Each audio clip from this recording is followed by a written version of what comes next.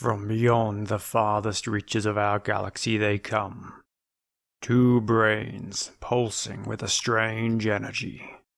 These space brains come to share their love of science fiction movies.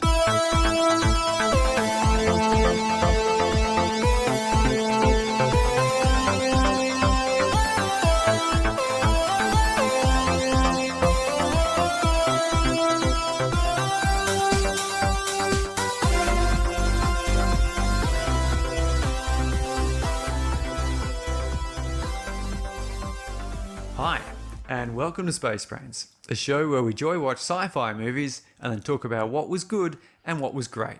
I'm Surrey, and this is Mark. Hiya, it's episode 74, and we're talking about the science fiction film Battle Beyond the Stars. It came out in 1980.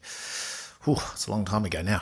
In this episode, we will reveal what we thought about Battle Beyond the Stars, the ins and outs of narrative and film language, plus a nice deep dive into a specific piece of science that the filmmakers are proposing. Battle Beyond the Stars was directed by Murakami. Although Roger Corman has his grubby little mitts all over this film, and I'll come back and talk about Roger Corman a bit later. John Sayles. We're back to another John Sayles film, which is exciting. Our third one, I think. Our third one, yeah. So we've looked at Alligator and we've looked at Brother from Another Planet, and definitely you can feel his humour and unusualness in this script, I think. So we'll come to that later. He also created the story, but a lady called Anne Dyer was also part of that. Yeah, so turn back now. Before going on, watch this film and then tune back in because this is your spoiler warning. Warning. And if you do fly a tiny little spaceship in space, be careful that no one will take you seriously. Sorry. No one will. No matter how pretty you are or what kind of costumes you wear. So this film is basically a Star Wars kind of rip-off, isn't it? Is that the synopsis? I mean, it's basically this came out just after Star Wars. The success of Star Wars. Within a year or two of Star Wars, there was a great rush to capitalize on this. Final frontier, get the movies in space. It works. Well, it was the the space opera thing. So Star Wars itself was not put forward. It wasn't considered that it was going to be that big of a success. It was supposed to. It was just going to be a bit of a blip, a hammed up schlock movie. Yeah, not a problem. Yep. But it turns out everyone really loved it. Yep. And I mean, it's a really well made film. Yeah, it's fantastic. And then just jumping on that, suddenly the studios went, you know what? People like this. Yeah. Quick, give me a script. Make more. And so I think there's one called Star Crash. Yeah, there is. Which it had like this, the big bad guy spaceship would look like a fist, which would clench when it goes to battle formation or something. At that one, there was also a little bit, I suppose you should say, gory in that. I remember watching Star Crash, and there was the lasers would blast people on the chest, and they'd get this massive burnt out hole in their corpse, and they'd fall down. I've forgotten about that. That was a pretty good one. But this one, Battle Beyond the Stars, was known because it's a Seven Samurai, the Magnificent Seven. It's a space western. It's all of these sort of things that it follows a bit of the hero's journey, much like Star Wars. So it's kind of one of the most Star Warsy Star Wars follow-ups. And realistically, Corman as well, Roger Corman, I mean, he's produced something like 500 films that are not like Star Wars, but they are basically kind of, and I don't want to say rip-offs, but they're like, because they're not rip-offs and they're not homages. They're sort of like, oh, this sort of works. Let's just make it a Western. Oh, this is a Western that works. Let's make it a science fiction. So Roger Corman has made a whole bunch of those kind of films where, that you break it off. I don't think he made Sharknado, but that's probably a really great example of, like, oh, let's take a thing like scary sharks and then put them with tornadoes. So, as a producer, he is hugely prolific. If you go to his IMDb, I think it is something like he's produced 500 films, directed about 50, still producing today. So it's been a while since he's directed something, but He is a massive producer. So Battle Beyond the Stars follows a young farmer who sets out to recruit mercenaries to defend his peaceful planet, which is under the threat of invasion by the evil tyrant Sador and his armada of aggressors. It's a pretty simple setup, isn't it, Surrey, where we have, this invading force, that is more powerful than the planet that we find our main character on, and they are the complete sort of underdog. So it's an underdog sort of story, and he has to round up mercenaries out there in space to help fight this Sador. So it's a pretty simple setup. The fun and games is going to be explained pretty self-explanatory, as in like he's just rounding up those mercenaries, and then are they going to be able to battle Sador? So Independence Day could even be like a little bit like this. It's like an invading force that is way more powerful than, us humans. And they demonstrate their power with an almighty weapon like they do in Independence Day. In this one, what is it called? The Stellar Converter. Stellar Converter.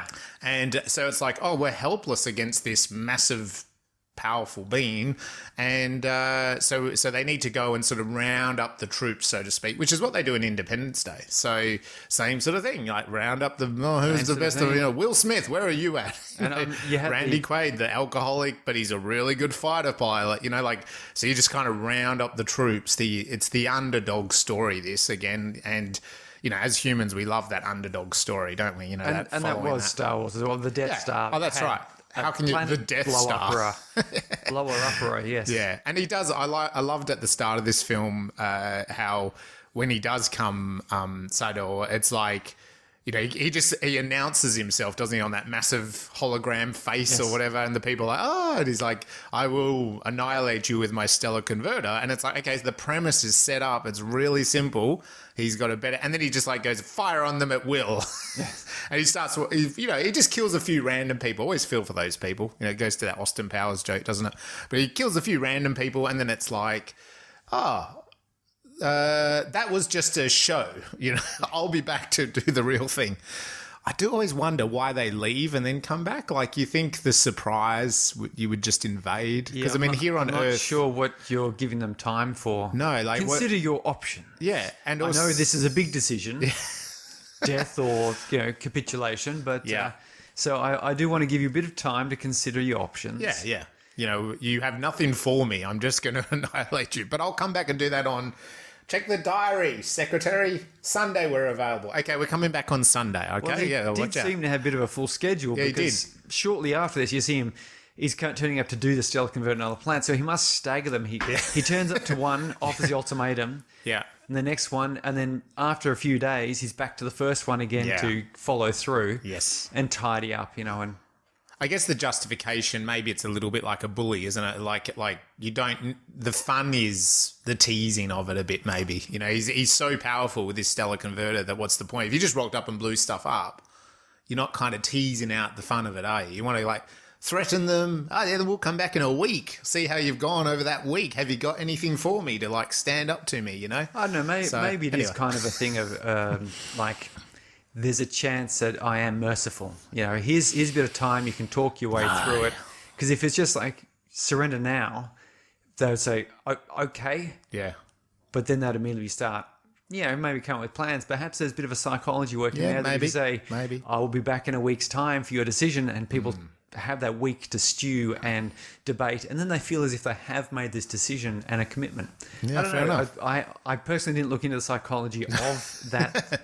I know, it just makes does make me think, and we've seen it in many other films. As I said, like even Independence Day could be a very similar style, like very similar structure to that narrative. So what was your number one takeaway from Battle Beyond the Stars? Number one takeaway is that in the future, you can have a bar on a belt. And you can also have dial a drug. Which is great. I love these little sci-fi futuristic views into... I liked how he did the dial a drug and he actually got some pills out and he kind of put it to his... to take the pill. And this machine is covered in spider webs and stuff. And he's like... But I loved how he thought about it. That was really cool. He didn't even know what the drug was. No, I know. Just take it. Just picks it up, goes to put it in his mouth. Yeah. Maybe not. Yeah. But no, I really loved Hannibal's because sorry, like I was watching the movie and the space cowboy turned up, and I'm going, geez, I recognize him. Looked him up. Yeah, A-Team. Yeah. But he has his little belt with scotch, soda, and clink, ice. Yeah, that was just a lovely little alcoholic's dream, I suppose it is, isn't it? Yeah, yeah. And I mean, very, fitting into the West. How can we make the cowboy just drink all the time like they do in Westerns? Well, he's got it around his belt, Yeah, so that's my number. The future is looking bright for people who like a bit of scotch and soda. Still to be invented, the belt, the scotch belt. It wasn't indicated how it worked, like if it was just a creator on the spot, like a Star Trek, energy to matter converter, or if it was just simply somehow a storage little device, storage device. He had like 2 ice cubes, 1 dose of scotch, and 1 dose of thing. And he had to recharge he had more scotch, didn't he? Because he had some later again. Yeah. But I got the feeling it was meant to be like a synthesizer. I it think created the scotch at the time. Ooh, maybe you're going to delve in and explain the science of that later in the episode. Well, stay tuned. If exciting I could explain stuff. the science of that, I'd be patenting it. Yeah, trademark it. I wouldn't be doing spacebrains anymore. I'd be, driving my stellar converter around threatening planets. That's right. Perhaps that's what this guy did. Yeah. He invented the next big social media software, and then at some point they said, "I'm sorry, you're going to have to break up that monopoly." And he said, "I will not break up my monopoly. I have a stellar converter." That's right. Oh, okay. Exactly. As long as you're not selling our details. No, all your details are my details. That's right. We're now just going to put it out to the metaverse. But the question then is this a movie of hope, warning, or an experiment? I think it's just hope, because it plays off that idea of the underdog basically winning. So we have a planet that is supposedly peaceful people, where Shard, the farmer, comes from. And, at the end of the day, it doesn't really matter. That invading force, it overpowers it, So it's to me, the underdog story is always hopeful, because it's like the little guy beating the big bully, so to speak. So I see it as hope. Yeah, what's they've got their philosophy, the Valdar or something. Yeah. I've got my little note here. I'm just trying to spot it. Well, which bit of their philosophy? They don't believe in fighting. What it's called? It's called the. They keep saying here and Akira Vada. Vada, that's it. Yeah, Vada, that's it. Which sort of it sounds a bit Hindu, Buddhist. Yes. Even Vada itself has a somewhat Hindu sound to it. It does. Yeah. Same as Darth Vader, I guess. But I guess, again, we're going deep, aren't we? I did think when I was watching this, it's like, so you have a peaceful planet. They don't believe in violence. Fine. Like, we can imagine that. As humans, maybe not, but we can imagine that. Evolutionary, get to a point where it's like, okay, we don't believe in violence. But then it would be, if you were evolved to that point, you probably have had some sort of violence at some point. So how have they dealt with violence? Well, they did. The old Corsair, the blind dude. Yeah. Nell's first master, as it were. Yep. He was a warrior. his walking stick was a weapon. Yes. Little, like a spiky mace head on the end of it. So then that probably just a generation earlier, they were quite violent. and I get that. Like, you kind of go, well, violence never solves it. If we as humans finally went, violence never solves anything, we do that. But then it's like, what would happen? Wouldn't they then invent a protective shield, for example? So it's like, if an invading force comes, it's like, no, we're fine behind the shield. We don't attack anyone. You know what I mean? Yeah. Yeah, I don't know. But that's just it. That's getting deep. What was your first impression? My first impression, it felt a lot like Star Trek. Like, the set design and the direction of it had a very Star Trek sort of feel. So it's like someone said, "Oh, Star Wars is really big. Let's make a Star Warsy movie." But the director was just a Star Trek fan. Like, he went, "Oh, I got to make a space film. I'll watch Star Trek episodes." And so it has that feeling, the same sort of direction and shots as Star Trek, as opposed to, and this is one of the things that Star Wars really innovated, I suppose, was that the Star Wars film style, the direction and so forth, was itself more epic and grand, whereas Battle Beyond the Stars is more Western, more Star Trek, more small scale feeling, even though it was dealing with large scale topics. Yep. The way the camera moved and so forth, it tended to be set camera angles, close ups, medium shots. There was no sort of sweeping or moving or what do you call it, like a grand establishing shots of an enormous desert with a small base at the end or a spaceship flying past. And I think you're right there that's the success of Star Wars, is that you feel like you're in this universe. And I think that's what's the legacy of Star Wars, and why today fans are calling out for the Mandalorian and the Boba Fett book of Boba Fett. Yeah, people want more story, the Stormtrooper saga and stuff. Like, people want to know these other, because even in that original film, which wasn't made for a massive budget, and everyone had written it off, and no one knew who George Lucas was and all this kind of stuff, they didn't want to support Star Wars. It's like he built, even with such a minor budget of the original Star Wars, he built a world, didn't he? He built not just a world, he built a universe. So it felt like there was these other things. So yes, in this film, Shard goes off. Is it Shard or Shad? Shad goes off, the farmer, and he does visit these other places in the world, and we see the bad guy go off and annihilate another planet, and we're told he's also annihilated other planets before, but it didn't feel, it almost felt like we could have just been in one solar system.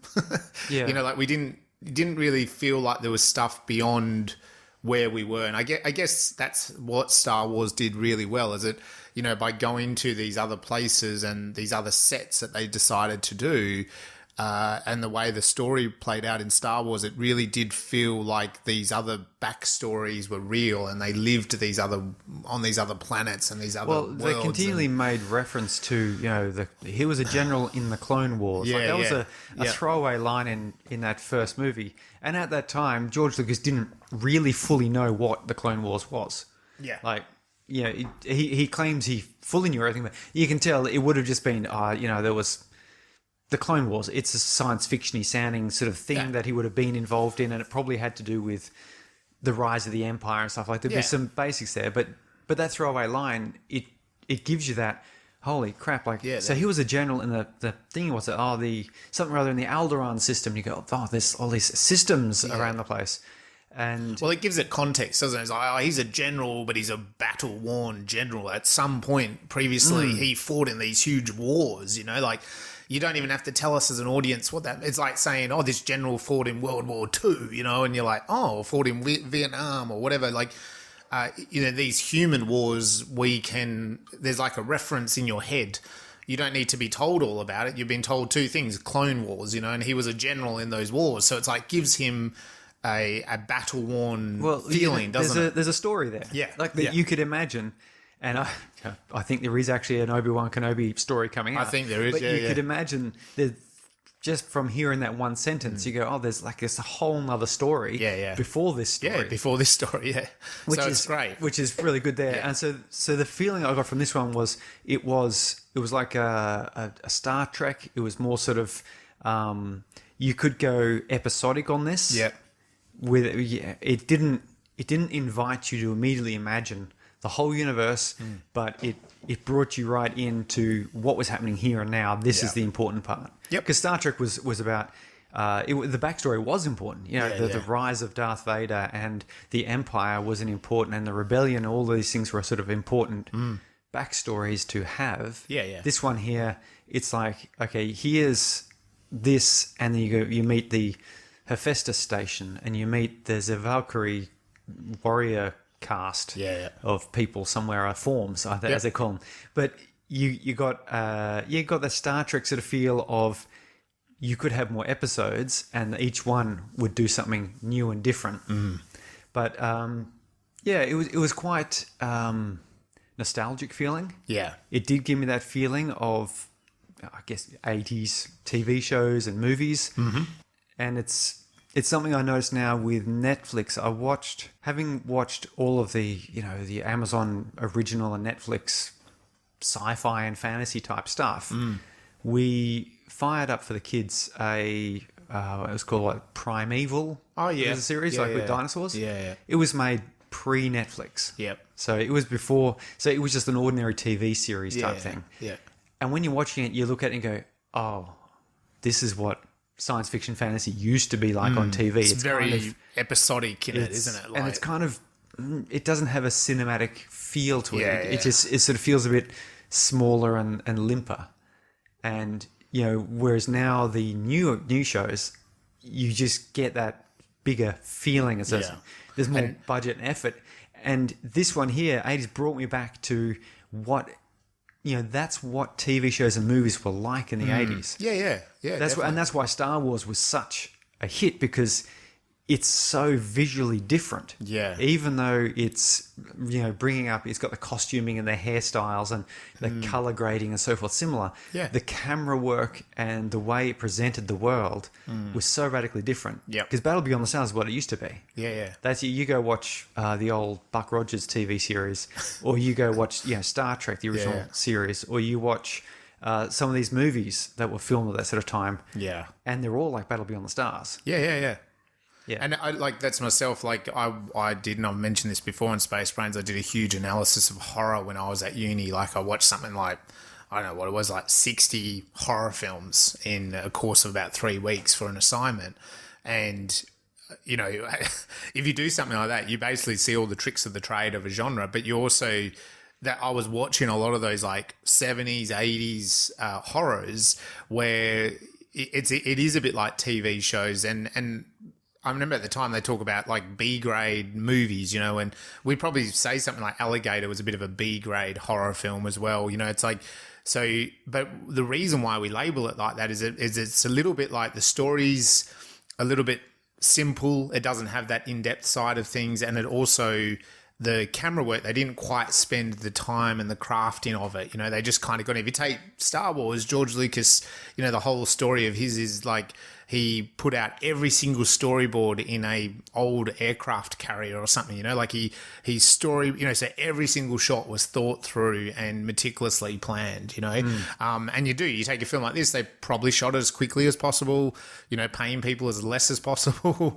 And I think that was Corman's kind of belief. And that's where you get that labeling of B-grade movies. But I think when you go back and you look at this film, there's a lot of really good elements about it. Like there really is. And the fact that it is so simple as a narrative, I really like, because you buy into it really quickly, know. And so I really thought that was great, and it made me feel like I laughed at it. I kind of enjoyed the science, them playing off the science fiction. I loved them playing off the westerns. The cowboy character, he referenced westerns, but you and I were not really into Firefly, and we went and watched it, as part of the little sci-fi festival, and people are really into Firefly, and even for Space Brains, one of the most listened episodes, and you find that there's that cult following. And I think in that you'll find Josh Whedon and that, like, they kind of reference themselves, and this film does that. It sort of references the Western film, and it takes the cowboy character was literally called the cowboy.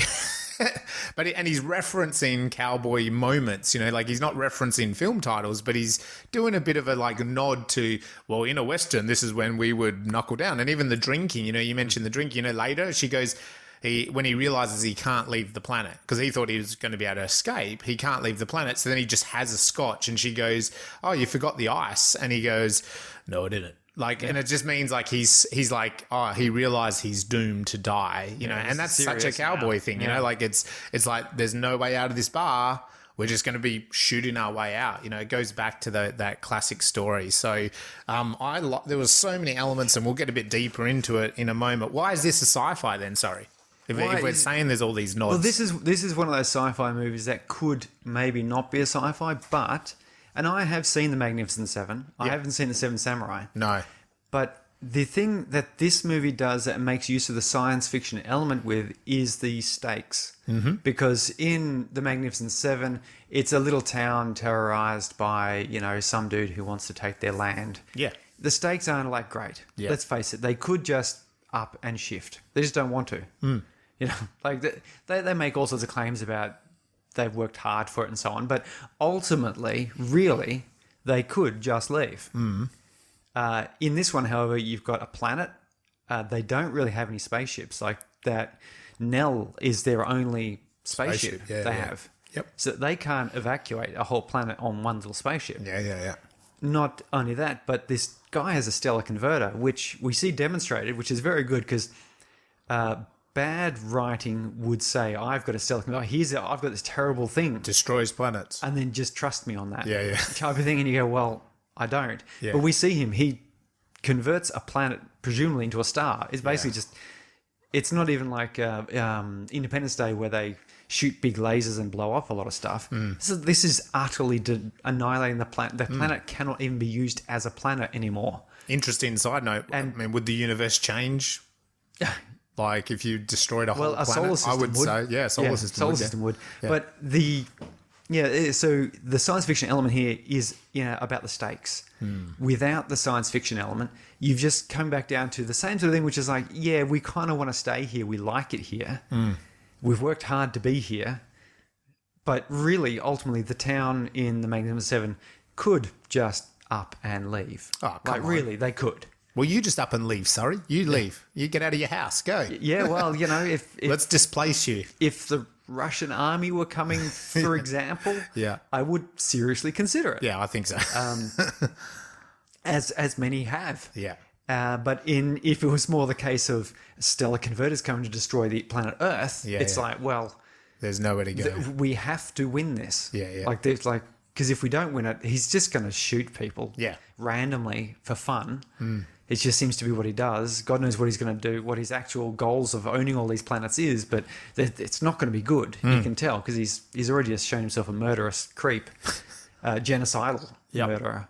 I think that's why this is science fiction. Even though you obviously the Seven Samurai and the Western, the Magnificent Seven, same story essentially, but this one here I think does really well because the stakes are raised. They've used the science fiction element not just to introduce some pure laser guns, but to enhance the story. Yeah, fair enough. There we go.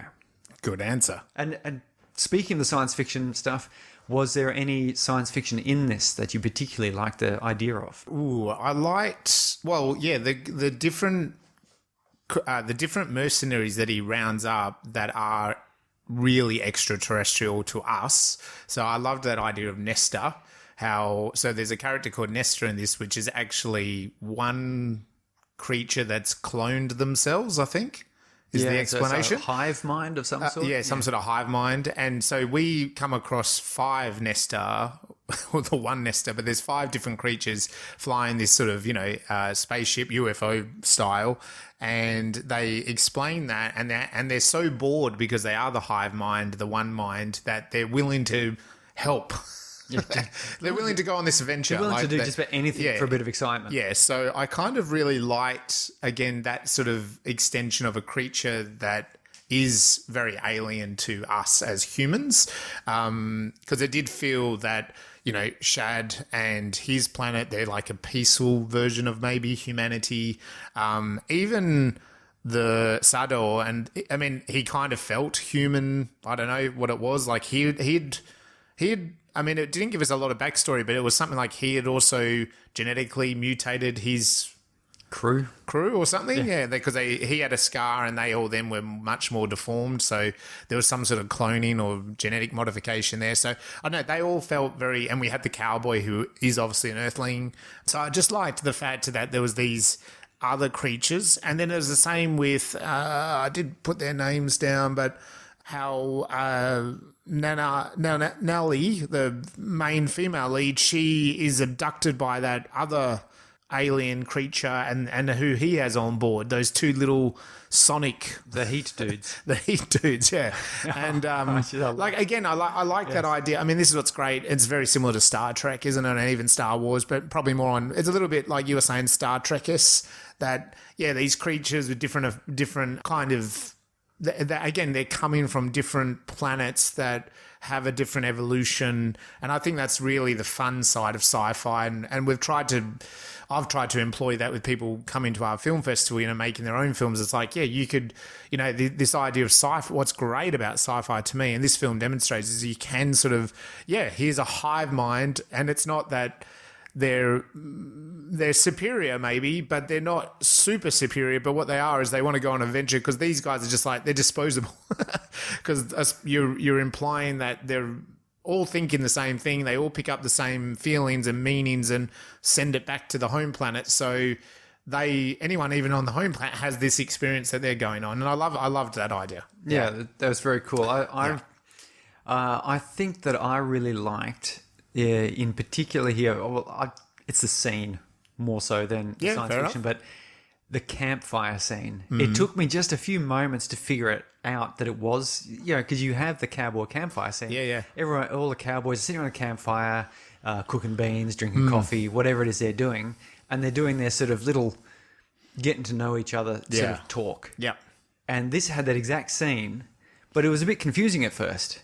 So I was sitting there going, and there's all sort of standing around, and those two little weird aliens without ears were sitting back to back, and everyone's standing around them. Yeah.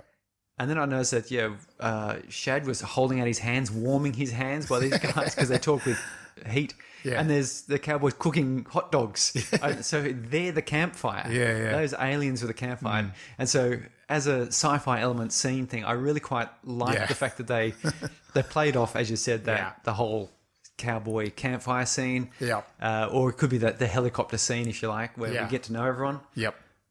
But they leveraged these heat guys as the campfire themselves. I think that's very John Sayles as well, isn't it? In his style of writing, now that we've seen those other, like Brother from Another Planet, how those two alien agents walked into the bar, and there was obviously like a real race element going on, but because they're from outer space, they didn't quite get the white man, black man, the issues at the time, did they? And there was that John Sayles writing that you could see there, I think. Yeah. And it happens a few times in the film as well with the little warrior woman. What's her name? Well, maybe I don't have it down. No, I don't think I do. But yeah, her as well. It's like she's... Oh, Saint X-Men. Yeah, that's it. Sybil Danning. Yes. So Saint X-Men, she, like when she rocks up, she's faster than Shad, but he like kind of wipes her away, like go away. And I was kind of thinking, dude, you need everyone and anyone to battle for you. Why not bring her on? And he's like, oh, she's just got stun weapons and they're not real. They're not going to annihilate anything. And I liked that idea, like this kind of playing off the humor of the moment. And that's definitely John Sayles writing, hey? Yeah, the other, and let's stay on this old John Sayles writing, because this is our third one now. Yeah. And one of the things I've noticed is he does pay attention to, race and gender dynamics here. He does, doesn't he? And this film here, the very first John Sayles moment was when there's on Hephaestus Station, and Hephaestus, he's just like a head on a robot or a computer body thing, says, yes, my daughter you should mate with my daughter. And his immediate response, Shad's immediate response is, well, have you asked her opinion? Like, I'm not going to be involved in something she's not in. Like, straight up, it's just the very first thing is consent or she's got her own mind. And we're talking 1980 here. 1980s films is quite common. I mean, even if you look at the Star Wars poster, Luke Skywalker is standing, heroic pose, Princess Leia draped about him, looking up, longingly into his face. She needs rescuing, right? And you look at a lot of these films at that time with the same sort of thing. The Conan the Barbarian, he's sitting there, and to be fair, he's a barbarian, I guess. But that was of that time. Yeah, it was really strongly noted that the women were the arm candy. Yeah. But this here, being a John Sayles film, much like Brother from Another Planet, which sort of paid attention more so to the race elements, but there's some gender things going on there. And in Alligator, again, when that cop, the relationship between the cop and the biologist woman was far more egalitarian than when you'd expect. Like when she says, no, I want to help, and it happens in this as well, he doesn't go, this is men's business, or some paraphrasing of that. It's like, are you sure? Yes.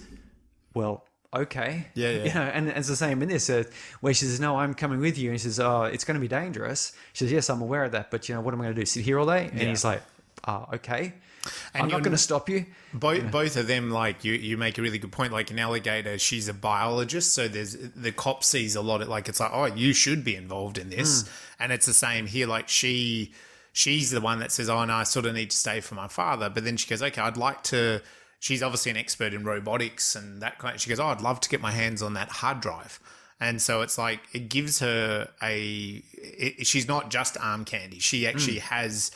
She might not be a fighter, but she's actually like a scientist, for example, a biologist. In this case, she's like a computer robotics engineer or whatever. And so, she picks up that suitcase thing, like laptop, whatever. And she's like, oh, I'll be analyzing this hard drive. So it gives them, it's not just arm candy, So, and you're right, the father offers her as basically like, stay here, it'll be lovely, you'll mate with my beautiful princess daughter, blah, blah, blah. And he's like, well, no, I don't want to do that. I want to save the planet. She can come and help, but I'm not just going to hang out here, So it's not just, again, even as a male sort of thing, it's given him a deeper dimension there, isn't it? It's not just like, oh yeah, well, okay, I'll stay here and look after myself and, bang this beautiful woman, like, And speaking of banging, the Senexim and Nanilia. Yeah. No, the other woman, the daughter. Nella. I just refer to her as the daughter. The daughter. Because sometimes you get these names and you sort of lose track of them. Yeah. But, they spoke very openly about sex. They did, and in fact, she was totally forward with Shad. Yeah, It's like, hey, Shad, let's have sex. Yeah. Essentially what she said. And Shad went, oh, is this the right sort of time for that? Yeah. Okay. Oh, well, okay. Like there's no sort of coy, there's no domination, there's no manipulation, there's no second guessing. It was, which I think is that sort of John Sayles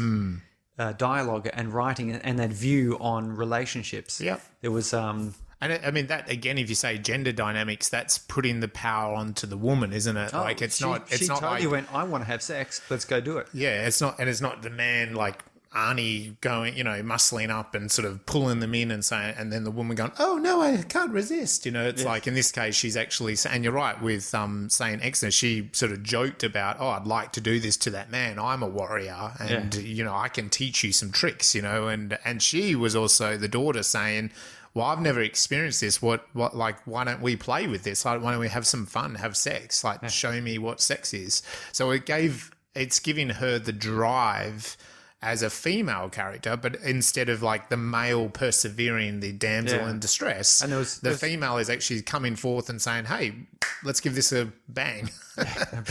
and again, the other nice thing was there was no shame in it. Like Sen Exman, who was getting about in, warrior Valkyrie her clothing gear, was awesome. She was fully, latex or spandex. Yeah, I don't know, as you'd expect a you're not into the spandex, a fantasy Valkyrie woman. Yeah. There was no shaming. There was no cover yourself up or don't be so forward or, looking down on her because that she's some sort of morally corrupt at all. Yeah, that's right. She was made fun of for being overly enthusiastic about battle. Yes. Because all the other people are like, this is not a fun and game. It's like, people are going to die and get hurt. And she's like, yes, that's so cool. And you're like, okay, well, sure. Yeah, and that's a really good point. I mean, her costumes, I've got to give kudos to costume department here, eh? Like, her costumes are incredible. So, and we might come to that in a minute. Okay, let's just quickly talk about the Spacebrains Sci-Fi Film Festival. It's getting closer and closer. Surrey, we're on to our extended deadline. You still have till the 31st of March to make your sci-fi film. We still have people submitting films. We got an international one the other day, we got an international short film the other day, and we got an international feature film, another feature film. So they are coming in thick and fast, still getting some good questions through the socials from different people. We got a question about that due date of the 31st of March from a local Mandurah filmmaker. So definitely you've still got some time, because this is we're heading. Yeah, you've got about a month now, I suppose. Yeah, by the time you're listening to this. So that's that. When is the actual festival? The gala and workshops and everything is May 21. whereabouts is it happening? And that's the Mandurah Performing Arts Centre. Yes, and it's going to happen all day long. We're going to have some workshops, and then it's going to climax with the actual film festival, short film screenings, the best of the best that have been submitted. I think we have 50 submissions now, Nice. which is incredible for the first year. So I'm really excited. Once that submission date goes, we'll be sitting down and watching them and picking the best of the best. So I'm super pumped about that. And of course, I think some of those winners or even some of those ones that are submit, we have to reach out and see if we can have chats to the filmmakers. We'll have to get them on because it's pretty interesting to find out the process of creating these films, what challenges they had to overcome, what their thinking was in terms of the science fiction. Yeah, and definitely. The workshops coming up where during the daytime we've got some speakers to come and provide information. We've got secured an author whose science fiction novel is undergoing conversion to a screenplay as we speak. Yep. So that'll be an interesting insight to have. And then we're in the talks with some filmmaker people and science educators, and it's going to be a pretty exciting day all up. Yeah, definitely. Can't wait. So, we're locking in some of those details. So, stay tuned. The tickets will also be coming available very soon as well through Manpack here in Mandurah, which is obviously online availability. So, hit us up. Let us know. Let us know what you think about the workshops. If you want to hear anything in particular, give us some feedback. So let's get stuck into Battle Beyond the Stars and talk a bit about the plot, talk a bit about some of the specific details, things that we picked up throughout the film, Surrey. So we mentioned that Roger Corman's a big producer. He tends to have a look at, if you go back and look at all of his films over the eras, he's produced a lot of those films that are kind of like crossovers of genres. He's also like mixed up films that, as I said, I don't know if you call them B grade. We used to call them B grade, but some of them like this are just genuinely good fun. But definitely this film, there was a clear intention, and he wasn't alone, was he, Surrey, that Star Wars was such a blockbuster that I think the whole industry turned on a dime and went, what's a sci-fi? I remember you spoke about even Alien. The script of Alien was something that, whoever was running that studio was basically like, yep, signed off on Alien rapidly because of Star Wars. And, even if we go into the 80s, I mean, films like Close Encounters of a Third Kind and even E.T., some of those other RoboCop, some of those other sci-fi films, I'm sure probably were made because there was some sort of success of Star Wars, or not some sort of success, because of the giant success of Star Wars. Well, I mean, Roger Corman's involved in some of them. You can see Battle Beyond the Stars, of course. Galaxy of Terror, Space Raiders, Forbidden World, Space Raiders. He's certainly involved in things. Also involved with John Sayles in a couple of these. Battle Beyond the Stars and The Howling, written by John Sayles. Yeah, The Howling's quite a good kind of horror. Don't know if it probably doesn't come under the sci-fi. Zoological? No, it's maybe. Well, we might have to check out the trailer. So anyway, Roger Corman, big player, and he does get an uncredited version of the director. I don't know if that means he was that involved that poor Jimmy was in the chair second guessing every kind of director's move that he wanted. I don't know. And John Sayles, obviously, as we said, prolific kind of writer and filmmaker, was behind this with Anne Dyer. Bunch of these actors you mentioned. Who did you mention that you've seen before? George Peppard from the A-Team. Yes, from the A-Team. Yes. I was watching this. I was watching him on screen. I'm going, I know that guy. Like the blonde hair. Like it's very distinctive. And Robert Vaughn as well, who plays that Gelt assassin, the guy that kind of, he's been in a whole bunch of stuff. A lot of like cop movies and stuff. Especially in the 80s. So they were ones that stuck out to me. And even John Saxon, who plays Sodor, he stuck out to me as well. I didn't look up these guys exactly who they are, but go check them out. I think you'll recognise a lot of faces there playing those roles. It was filmed in LA, pretty small budget for the time, $2 million, and returned a profit with $11 million at the box office. Interesting fact, but James Cameron got his big break on this film. He is the production designer. This is the film. If you go really look into Aliens, they talk a lot about this film. This this is where he kind of got his images that then would also pop back up in Aliens, the set design. He used McDonald's styrofoam cups because the budget was so... not cups. I think cups and the burgers used to be in those styrofoam burger containers. That was all part of the props that he used in this. Did get a lot of kudos this film, and I think if you do go look at it, definitely the special effects in this film seems to have lasted the time. At the budget, those models are pretty good. Yeah. The lighting. There's a couple of really nice lighting effects when Nanalia's ship is absorbed by that lizard man's ship. And the red light comes across it. It's quite nice. And even the spaceships themselves, like, I will say this, right? There's a lot of repetition of the same shot of the spaceship. But we do have these moments of the spaceship which, they look as good as Star Wars and these other films that have done, even modern CGI looks just as good. You can tell they're models, they're very detailed, and I guess that goes back to James Cameron, and he led that team and broke through with his design. And a little side note, he met Bill Paxton, who had not acted in anything at this point in time. He was a carpenter on this set. And this is where they met, and obviously they became friends, and later on he made sure he was in Aliens. So that's, you never know. Start out there on a crew as a carpenter and you could become a big Hollywood director. That is one of the bits of advice you do get from various Hollywood types, is saying, if you want to be in Hollywood films, go and just get involved and help people out. That's right, yeah. Because there's so many stories where...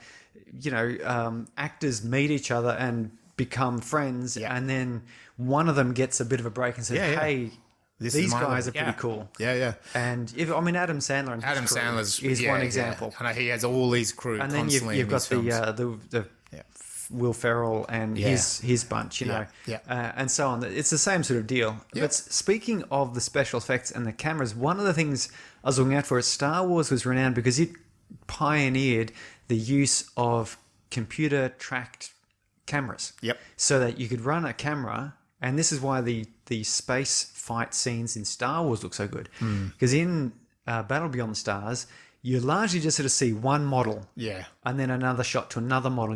Seeing two models on the screen at once, very unusual. Because to do that, you kind of literally had to have the two models on the same camera at the same time. And trying to get them to track with the background, very difficult. Yeah. Star Wars used, cameras on motorized dollies, and they would perform a movement sequence through, and they'd do that background, and then they'd put one spaceship in, and the camera would do the exact same movement with the model would be attached to the camera, so it's like it's following that. And then they would put in like the TIE fighter, the third model, which would then fly past or something. The camera would repeat the move 3 times, 4 times, and then they'd layer all of those. And so you get that real impression that the camera is moving through a 3D scene, even though there's actually only one thing at a time. And the trench scene in Star Wars is particularly famous for this because that was done in multiple passes. The camera would fly through the trench, then the camera would fly along with just the spaceship, the X-Wing, and then the TIE fighters would come into it, and then they layered those together, and it really looks like there's a fighter flying through a trench being chased. Shot at, And that sort of technology was pioneered by them, because prior to that, the World War II films, they had to chuck cameras up on aeroplanes, and it was really hard and expensive. This was... Once they got this sorted out, they could just do this over and over again for all of their space scenes, and it was cheap. And it gives you that consistent effect. And you can see in this film they didn't have access to that technology. No. Because the backgrounds didn't quite map, like they were clearly just like a slowly panning stars, and then a spaceship would kind of look a bit wobbly going across. And yet you had a lot of like spaceship right to left, and then the other one left to right, and then they're coming towards each other, left, right, and then bang, and then you had that same effect of like the spaceship blowing up, and it's just the pan left, pan right, pan left, pan right. Yeah. And I mean that's fine. It works. We as an audience follow it, but it's not quite to that meticulous detail of Star Wars. That's the way films used to get made. Yeah. Even the westerns were the same one. You'd have a picture of the guy shooting, pew, pew, pew, pew, but you wouldn't have the person he's shooting at on the screen at the same time because it's dangerous. And I did see that Roger Corman reused some of the footage of this film into one of his later science fiction films. So he's rehashed it, some of the battle scenes and the models and stuff to save money on that other film. He's rehashed some of these effects. So yeah, I mean, it's when you're talking about this kind of budget and how they're making these films, slightly different. But hey, if you're an indie filmmaker, these are the tricks of the trade to still produce something that looks good and the audience goes along with and has a good bit of fun. Yeah, if you find yourself in a great location, just take a whole bunch of extra shots. Because it could be for the next film. Different weird angles and so forth. Yeah. You never know when it might be handy to have... Yeah. Definitely. Have use of that. So let's speed up a bit here, sorry, and get into the narrative. So look, we like to break the narrative down into some common elements. We're talking about the script writing part, the narrative expectations in filmmaking. We do base a lot of these off people like the script writing teachers of Campbell, Snyder, McKee, McKee and Field. I was mixing those two together. Basically saying that all films have a 3-act structure, and that's broken down into a beginning, middle, end. And in those parts, there is key beats and moments that we need to focus on. So what's in the first part, sorry? First act is always the introduction. It has an opening scene. It gives you, usually you find out who the protagonist is, who we're supposed to be rooting for. Yep. We usually have a reason for why we're supposed to root for them. Because it's no point just someone saying, this is the good guy, trust me. That's right. We need something to see about that. We need to have some sort of catalyst, an inciting incident. Something happens which kicks off the story. Yeah. It's that incident. Sador turns up and says, I'm going to blow you up. Yeah. And everyone says, oh no, we have to find help. So as the audience, you go, well, this story is going to be about finding help to defeat Sador. Yeah. And that's what the inciting incident is. Yeah. Some films have it earlier, some have it later, depending on the pacing they're trying to achieve. I think it's best to have it early, but... If it's too late, you can draw it out a bit if you're trying to get often a bit of suspense films and so forth. Will draw it out just a little bit longer, maybe an extra minute or two, because you know something is coming. Yeah. And it's part of the suspense. Yeah. Then we have some sort of questioning of whether we should have this story or not. I was watching Hancock last night, if you remember that Will Smith film. It's got a few scenes that did not age well, and Will Smith has gone on record to say that he regrets them. So if you do watch it, be aware that it probably has a few dated references that might make you cringe a bit. And if you, I was like, my kids are watching it and I'm going, oh, kids, don't listen to what he's saying. Don't listen to what he's saying.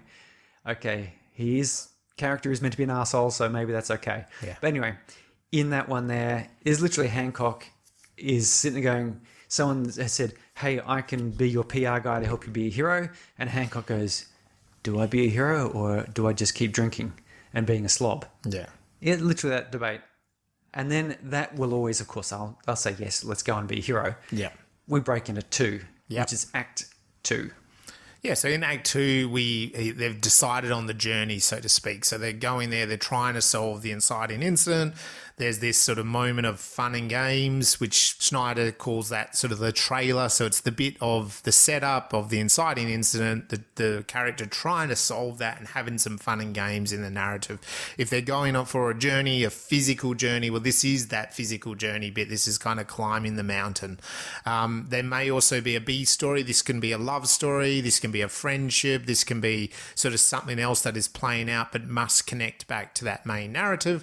And that leads us to a midpoint. Normally the midpoint just bang straight halfway in the story, and the idea of the midpoint is that they've had some fun with it, but things now are a bit more serious. So they've maybe rounded up a team, they've played for the championship, they've training, then the championship games now begin, and so there's a moment in the film that's right there that now we get a bit more serious. And they might even try to enact out their first idea to solve the inciting incident. So Sador's going to blow up our planet. What's our first main idea? Let's round up mercenaries. Okay, we're together. Can we fight them back? Oh, no, it's actually a little bit harder than that. This is when we do have things like the world can become a bit tighter, smaller, harder. the world of the narrative becomes tougher for the main character. Oh, the championships isn't just about winning one game. You got to win 10 games. Oh, and we've got to travel and we don't have a bus. So there's things that now multiply the extremity of the world, and things should get harder. And really this is where like script writing teachers will throw everything at the character that's possible. So you got to throw the baby out with the bathwater as an expression. So it's like literally the hardest thing for your character, the writer needs to throw at them. And sometimes it's done really well, sometimes not done so well. As an audience, we need it to be really tough. So things like, there's expressions like the bad guys close in, everything is lost, they're on the side of the road with no money in their wallet, and the car's broken down, they've got nowhere to go and they can't get to where they're going. What does a character do then? And this is when they must decide, okay, this is the action plan. And that breaks them into the third part of the film. And the third act is, of course, called the finale. Yes. Not surprisingly, really. This is where, as I said, we've hit some sort of a rock bottom. We've hit some turning point of, okay, so it's not all the way I thought it was going to be. Things aren't always working out, but damn it, I'm going to do it anyway. Yes. A plan is acted on. Yep. It sort of brings together the good traits of the hero. Mm-hmm. Usually it fails or has a hiccup in it. Yeah. Where it's like, it turns out that's not quite good enough. The hero has to dig deep and find that bit of, we've seen them growing and doing stuff throughout the whole movie. Yeah. This is the point where some earlier insight, knowledge, often this is where suddenly the character will go, oh, that links to this. Oh, the weak spot of this monster is here. Yeah, of course, that makes sense. Now I understand that mad guy's raving from the first scene. Yes. I've watched World War Z a few weeks back. Yeah. And in one of the very first scenes, the Brad Pitt's families run away from the zombies, and they run past a bum on the street who just is not ignoring the zombies and having a drink, and the zombies come running past, run straight past him. But it's a short, quick cut. And when I first watched the film, didn't notice it. But the second time watching, I went, they've given us that little hint there. And sure enough, in the finale, Brad's Pitt character remembers, that boy with no hair, shaved head, well, he must have had cancer, I suppose. Yeah. That old, confused-looking guy that the zombies were running around. And he didn't notice the bum, of course, but as the audience, you might go, actually, and that bum, he was probably on his last legs too. Yeah. And that's where we get that realization turns into the actual victory, and we have the final image where the hero, we see the resolution of this. What is the end result of their success? What have they learnt? It's usually a calming moment where we can release our breath after the big final battle. Yes. In Star Wars, they blow up the Death Star. Yeah. And we have that little award ceremony where we see that there's sort of cheering and there's a bit of heroics, and Chewbacca doesn't get his medal, apparently because he was just too tall and the suit didn't allow him to bend properly, so they just didn't film it. It just wasn't going to work out very well. But anyway, that's the end of the third act. Yes, and they kind of hopefully as an audience go, yay, they got there, whatever that means. That's your final emotional trail off, and it's a very important part of a film, because some films will leave you a very positive feeling, even though the whole film may not be what you would normally have thought of it as being good, but if the ending really lands it, you'll leave that film going, I really liked that. There's something about that film that just made me feel satisfied. Yeah. And I mean, like a roller coaster is another analogy here, that you have gone up and down and upside down, and when you thought you were going to vomit off the side of the roller coaster, it comes down that last terrifying leap, and then it's like, and you're like, you know what? That was a lot of fun. And that's kind of the part here, or like, there's relief at the end of the film, and hopefully the roller coaster has been a good journey and not a terrible one where you received vomit from the person in front of you. So anyway, let's get stuck in nice and quickly for this film. We do open on this world of Ikea. I think that was what it was, Ikea. Ikea, yeah. And the Vada, as you said before, they're kind of peaceful planet. And we very quickly, I mean, again, this is what I always like is a story like this. We very quickly have this setup of Sador and the big spaceship kind of arriving and threatening the planet straight away. Straight up. At first I was like, oh, he's come in, he's doing the big hologram face. He's not just blowing the shit out of things like Independence Day. They came, they started blowing up the capital cities, and then they gave us a break and we planned to get them. But no, he just came in and said, I've got this stellar converter, you're no match for me, and I will just annihilate you. I'm going to be coming back in a few days' time. So the setup was really quick there. Straight into it. I was surprised. If you're looking at typically films look at the 12 to sort of 15-minute mark for that catalyst. I think, like, you know, if you do take another film, you could have had Akira, you know, like Shard going around and living his life, right? Like, hey, how's it going? Here's my sister. Normally introduce a few problems that he had, he's in a bit of an argument. Maybe people don't respect him as much as he could do. Yeah.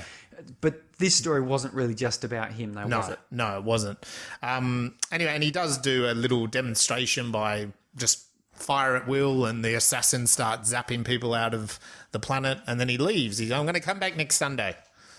We do see Shad is introduced here, and we do see that he is a good guy because he immediately goes and helps. He does. Yeah, people and is concerned, and other people standing around a bit shocked. He's taking a bit of action. He does take a bit of action, and it leads us to that there's the Zed, who's, as you said before, the last remaining warrior, or leader, or I don't know what quite it is. I referred to him as a corsair. A corsair, there we go, that's the word. But he's old and he's sort of a bit blind, and you know, obviously he's not in his warrior status anymore, but they do respect him and honour him. There's also kind of some sort of crystal thing, right? Yeah, they've got this crystal source which seems to be their primary power source and control process. And they're very peaceful. They don't believe in fighting, and that's what they discuss here is like, well, we have nothing to fight back. We have one spaceship left that is Zed's, but beyond that, we don't really have the ability to do anything. We can't fight Sado back.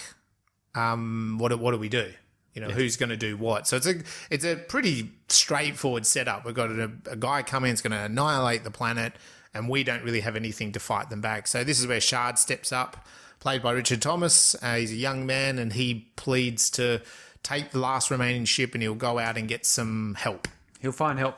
Yeah, he will. So it's a good setup. So that's pretty much the debate there straight away is like, well, you're just a little farmer. Who are you to do this? How are you going to do it? No one's going to believe you. You know, got enough to offer mercenaries. We don't really have anything. They don't have any wealth. They just live in this peaceful existence. You mentioned Buddhists. They're kind of a bit like Buddhists, aren't they? In that way that, well, they got nothing. They're just living off the land. They don't live expansive or big lives.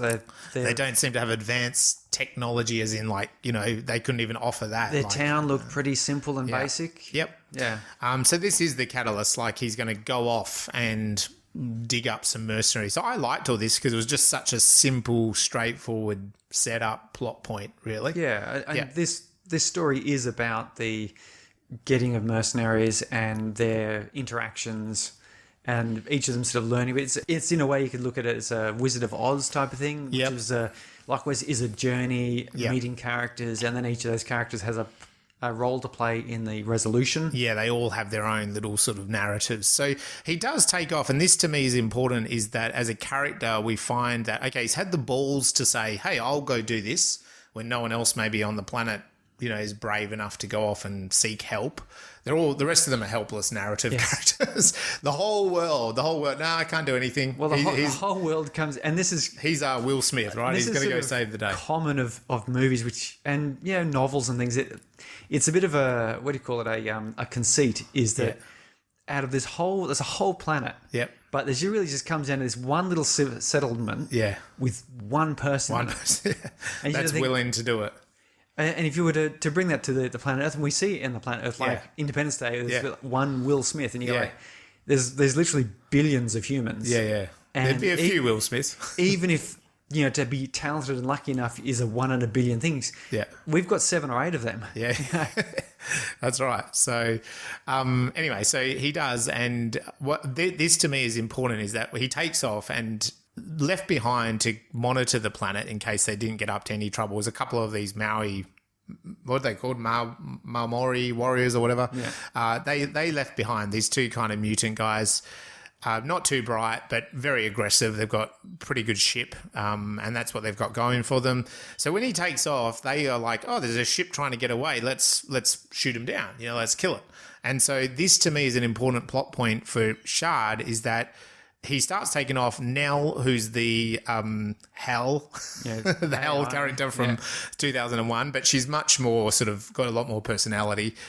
She says to him, "Hey, they're firing on you. You got to fight back." And he goes, "No, no, I can't fight back. Like, I don't really know how to fight. I'm a farmer." He said, a couple of things. He says, "Oh, let's not tip a hand," and then, "I just don't know that I could shoot them." Like he doesn't. He feels he's so entrenched in his peaceful way of living, he can't shoot him down. And so to me, I was like, okay. So his lesson here, his narrative is, will he be able to be a fighter? Like he's going to go off and collect fighters, and that's the journey, is for him to convince them when he's not actually a fighter. And himself. It wasn't a matter of courage either, because he's going off on this very dangerous thing, and he knows that he's in danger because he's not fighting. That's right. Yeah. But he continues to try and outrun them. Yeah. And eventually he does. He does actually. These Malmaras, they're smart enough to go, hang on, we were told to guard the planet. Yeah, if we go too far. Which one of these things is going to get us in more trouble? Chasing after him and then leaving the planet. Yeah. Or just letting him go. And who cares? And he's like, okay, well, who cares? Go This back. one little guy doesn't have any guns. Let's go back. So his first arrival, Shard, and he gets away. So then his first place is this Dr. Hephaestus, that's it. And who's an old friend of Zed. And we come across, there's this really cool AI robots. I really like these because awesome. These androids there's some that they've done some amazing special effects. They look that half, the female, the daughter character here, she's playing Nanella, I think, Nanalia. She's fixing one, and it's that half human, half robotic look. I love it. There's that other actor with the glasses he did the robot so well. Robot he movements. really did, and they'd also very cleverly changed their voices. They were robotic sound effect voices. So they were great. I really liked how they did the robots here. The funny thing I find with those robot voices, we still use these weird computerized voices. We do. I can't remember what I was watching long ago. It was a movie set in contemporary times or actually slightly near future. And there was still this robot voice of, "You have 3 minutes to escape." And you sort of go, I talk to my Google Home, which I've had for years now. She talks perfectly fluently. You wouldn't even know she was a robot, really. Yeah, there you go. Why is it we seem to still think that computerized voices in the future should talk like this? Will be weird and kind of atonal? I don't know. It's a strange... it's one of those movie tropes or requirements. That's a computer voice. That's a robot. That's not... There's not literally a person on the microphone saying, "You have 3 minutes to escape." Yeah. Because that would, people go, "Well, hang on, aren't they going to escape? How come they're sitting there just reading this out?" Maybe that's it. But as an audience, we would be too freaked out. They're like, "What about that guy? What about that guy behind?" No, but that's a robot. Yeah, but he sounds too human. Like he's just got to sound a bit off. These robots and the robot design and the way they moved. I wonder if they got dancers. I think I reckon they would. My thinking was, especially that guy with the glasses and the hat, body control. His so body, good. he was like, he wasn't just doing the sort of robot dance. He was doing a real full robot. I thought it was terrific. So kudos to that actor and them picking that. But also those special effects. It's very, you've got it's not the modern day robot that we might see now. It's very sort of mixing the human biology with. It's mixing that biology with it. And I love it. It's like the ooze and the flowing and the, I just it's just terrific. I love that half and half. And you know how they've done it, but it's great. It's like, so they've got someone in their face, but they're in the chair and the robotic body's on top of them. So I think James Cameron had a bit, there was definitely, that kind of Lance Henriksen character in Alien The milk and the white fluid and all that. Like, there was a bit of a similarity going on there, you know, so not quite as horrific, but it was definitely there, I reckon. So when he rocks up here, the doctor, the father, is basically saying, look, don't go back. You can't fight this guy. Just stay here and breed with my daughter. Yeah. And you mentioned there is a bit of gender playing out that, you know, we see, again, Shard, it's a redeeming feature, isn't it? It's not like he's like, okay, zip. Oh, yeah, this is pretty good. I could have a crack and you know what? Yeah, fuck the rest of my planet. I'm just going to sit back and have a good old time here. And the daughter seems a bit interested as well because she's obviously never met a real human male. Yeah, like a real person I can breed with, you know. So she's not completely... the father's making her do this. But yeah, so Shard, there's a redeeming feature there, which is great. So to me, this was all the debate, you know, like it's a clear debate of, do you want to continue on your journey? It's almost like dangling a carrot, isn't it? It's like, you could just stay here, you could be safe, you've got a woman, you can have children, you know, they're obviously in a sophisticated ship and it's quite large. So, you know, you've sort of got everything at your fingertips. Why risk your life? But he decides, no, I'm going to go on and do that. So that's, to me, is like breaking into two, that he's been given like a way out and he says no. So it's a repetition. And this, of course, is where we're expecting to get this promise of the premise. We didn't mention that before, but that's common term, or the fun and games. The fun and games, He's going to go off to try and recruit mercenaries. So he's turned up here. He said, yes, I'm definitely going to continue on with that. Yeah. And so we are expecting then, as the audience, that he's going to have various encounters with mercenaries in strange locations, and that's exactly what happens. Yeah, so what's a couple of the ones that he comes across? I've just remembered here, I was going to talk about the design of Nell, the spaceship, but his encounters here, he flies out and he immediately comes across, he's going to look for a dodgy-ass planet. I can't remember the name of the planet, because he's told that's where you'll find mercenaries. Yes. But on the way there, he comes across... Cowboy. Is it the cowboy first? Yeah. So cowboy's being chased by drones, being shot at.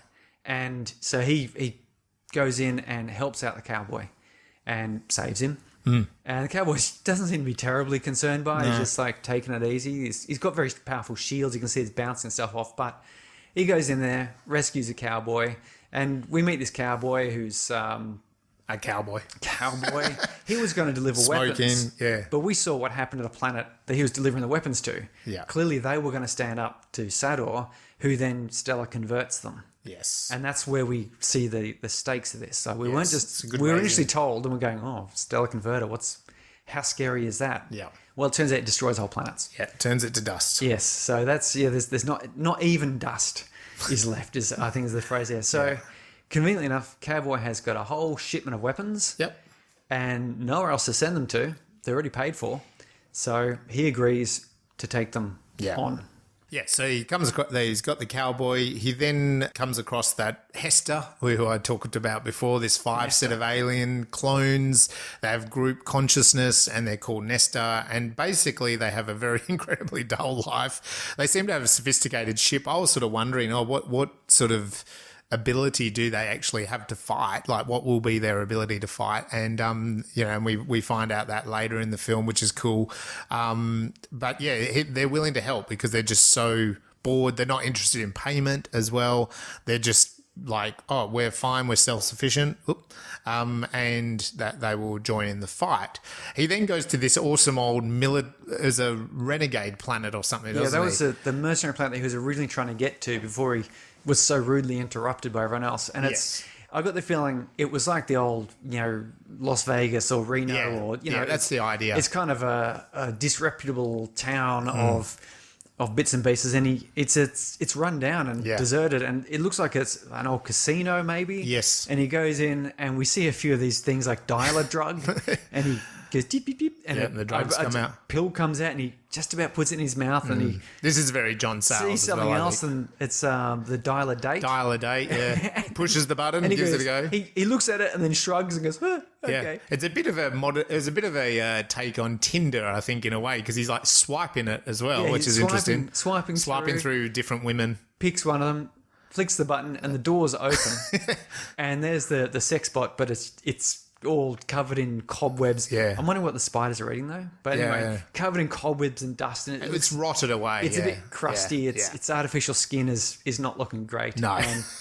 and they kind of have a stare off, don't they? I really liked that. Yeah, that was cool. And and then he's interrupted by this Gelt character played by Robert Vaughn, who sitting on a crown of wealth, basically, of everything. You know, there's everything present. He's like Smaug on his treasure pile. Yes. But we find out that he's the last remaining intelligence, basically, and he's hunted. Everyone in the universe wants him. And anything left on this planet is... He mentions some names. I can't remember. He's like, they're ground dwellers and they're not... You know, so there's other species on the planet. Lower forms, whatever that means. And Shard is a bit...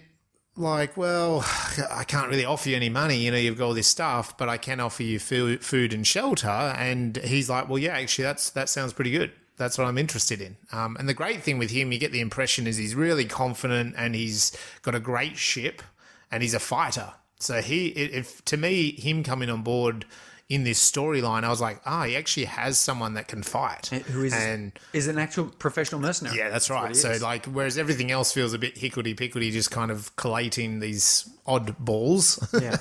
And you're like Cowboy, he even says, Cowboy says, I can't fight. Like I've got no bullets in this spaceship, you know, apart from the hand weapons. But the ship can't do anything. So, and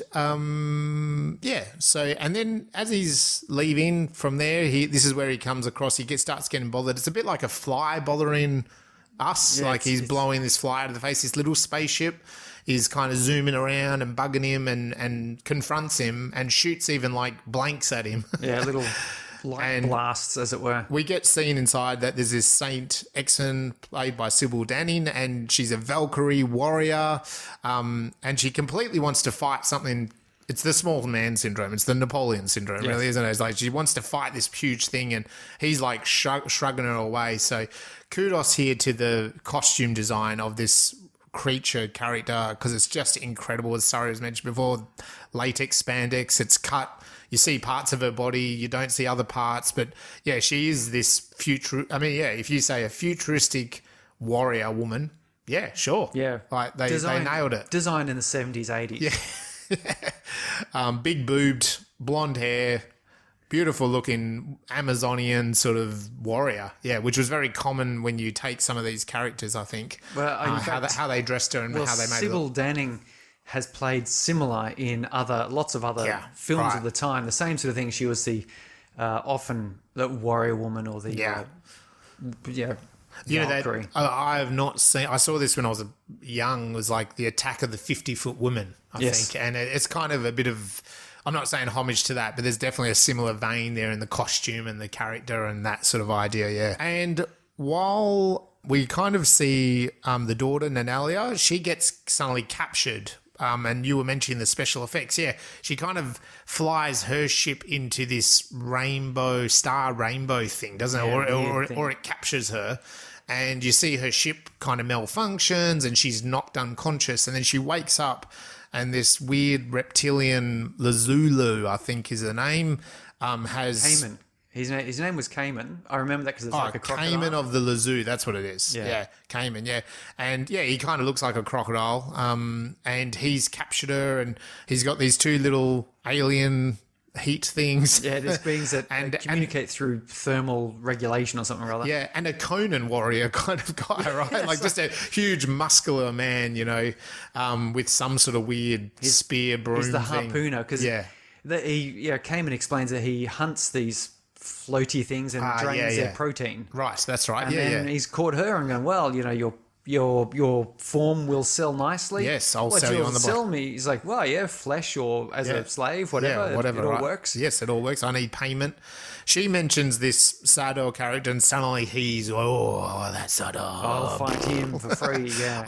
What do you mean? And she explains what's going on and he's, it destroyed Lazoo years ago, so this is personal for him, you know. So yeah, that's cool. So he joins in the fight, and to me this is like a perfect midpoint really, because it's like he's gathered up the mercenaries. Yeah. So we return back home, and this is of course like the midpoint we see when they return back home. Gelt straight away, you know, sees this ship that's guarding the planet, the two Memoria was, and he just fights them and takes them down, right? So it's like shows that he's got a powerful ship, he's much more smarter, brilliant, mercenary. This is what he is. So kind of is a little bit of a hopeful midpoint. Yeah, it wasn't. This wasn't a false victory midpoint. No. This was sort of the okay. We've done the collection phase. Yeah. Now we're on the defense phase. Yeah, as a midpoint. They're a group of bandits, and we've seen this in many other films. They're not the Russian army coming in. They're not not necessarily going to save the day, but they're going to put up a fight. And now we feel like okay. It's not just a farmer against a stellar converter. It's a group of mercenaries, but maybe they are the underdog, as I said before. Well, sure. It mentions that Sador has 25 fighting ships, but they've got 7 or 5 or 6 or however many it is. So there's a bit of but we saw the power of Gelt take out one pretty easily. So it's like, he's gonna. If there's 25 of them, he might take out 15. Yeah. So he's definitely increased the odds. They reach back, and I like this. They reach back to the planet. So and these people again, they're all like, they hide in terror. Oh no, it's Shard. He's coming back. It's a spaceship. So they're really useless. These people, aren't they? They're not fighters. I'm sure they make a great casserole. But again, the whole point there is it's sort of reminiscent of like the old Roman times of like the Romans coming in and people just like farmers run to the hills. Like we can't fight them. They're not fighters. So again, it's that underdog. Yeah, the cowboy unloads the weapons, and they did. This is a bit actually a sci-fi I really liked was this idea of the crystal. They come up with the idea of building trenches like the old war, what we did in World War I, World War II. And instead of just building them, they used the crystal to kind of form these massive trenches across the planet. I have a strange feeling that a part of this really was just a way of making it cheaper to do. Yeah. Because now you can just do it in a sound studio with a couple of walls with some that fake concrete rock stuff on it. Oh, yeah. It's a cheaper way to do it. And you can doctor who it. You just need one T intersection. Yeah. And one elbow corner, and then now you've got every possible arrangement by camera angle. Yeah. And I mean, you don't need diggers and lots of people digging up the earth, do you? You just press the crystal and it does it for you, know? So it explains a lot very quickly. Yeah, the cowboy unloads all the weapons, and this is when then Sador does return. Yes. It's the bad guy kind of literally closing in. And I felt here was interesting because there'd been a bit of interaction with the people on the planet, and the cowboy started to know that woman. I'm not even too sure where she came from, but she was a local woman. And then they explained to him, well, he thought he was going to just drop the weapons and leave, and then it's like, no, you can't. Yeah, it's leave. too late. It's too late to leave. If you leave, he'll just shoot you down. So the cowboy reasons, the old Western, well, we're stuck here. We've got to dig our heels in, and there's no circle route. of wagons. Yeah. So, all that leads to kind of all is lost the battle scene, they start fighting Sador, don't they? They head into space. Yeah, it's a bit of the first battle. It's you could be thinking it's sort of going into, it's not quite third act here. No, it's not third act yet. This is the thing that's going to set us up for that third act because we have a bit of a battle and we've been waiting for this. It's the whole point, isn't it? This is what we thought was going to happen. And there's a battle, the various people, they shoot off some drones and what have you, and it seems to be an initial victory. They've sort of held off the first wave, and Sador's a bit confused. He goes, well, hold on. Yeah, we're going to have to, I think his advisor, how about we back off and reconsider this? And Sador goes, no, that's bullcrap. Yeah. I'm big bad Sador fellow. Yeah. And they capture Nestor. One of the Nestors. Yeah, but before that, they did take out... who'd they take out? Gelt, I think, got taken out, didn't he? Was he the first one down? No, I'm thinking. It must have been, because I can't think of anyone else gets down. I mean, you're right. It's kind of like, not false victory here, but it's like, let's attack, and Sador sends out his little ships, and Gelt takes out a lot. I think he took out about 6 or 7 of them, and then he gets hit, and he... crashes. And he goes, good luck, enjoy the battle, and he crashes, so he's gone. And also, I think, what's her face? Doesn't she, the little warrior woman, doesn't she surrender kind of by destroying one into a planet? No, that's right towards the end. Oh, okay, all right. So I'm jumping. She blows up some ships. She blows up a couple of ships. They all kind of blow up a couple of drone ships, whatever. They show that they have that initial success. Yeah, and then Nestor, he surrenders one. The one comes on board or whatever. Allows one of his facets to be surrendered. And I love this scene as well because they have him strapped down, ready for torture. He says, "So, does your form have a high tolerance for pain?" "Oh, absolutely not." As opposed to, "I'll never tell you anything." He's, "Oh, bro, I'll tell you." He's very honest about his feelings. Yeah. This is going to hurt me a great deal. With a smile on his face. Yes. Ooh, yes. We've been so bored that pain sounds like fun. But we've seen Sato has had his hand rather Napoleon-esque in his shirt this whole time, and they cut off Nestor's arm. Or Nestor just dies. They start to torture and he just dies. He dies. They cut off his arm and attach it to replace. And so Sato goes, "Oh, now I have this nice arm. Yes, I'm getting stronger. I'll live forever." Yep. But then this is all part of Nestor's tricky plan because they can control the arm. Yeah.